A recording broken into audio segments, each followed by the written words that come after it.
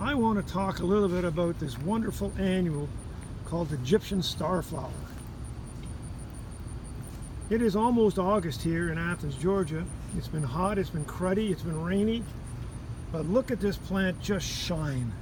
If you have some sun, you can grow this almost anywhere in the country. It is called Egyptian starflower, otherwise known as Pentas, and there are some terrific varieties out there. Gosh, there's just a bunch to choose from. This one I'm showing you right now is called Be Bright Pink, but there's others like Lucky Star and Graffiti and wonderful Pentas available to you.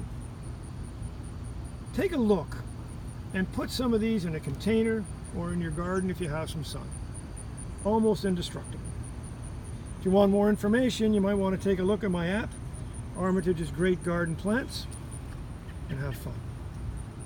Come see me in beautiful Athens, Georgia, and we'll enjoy some Pentas together.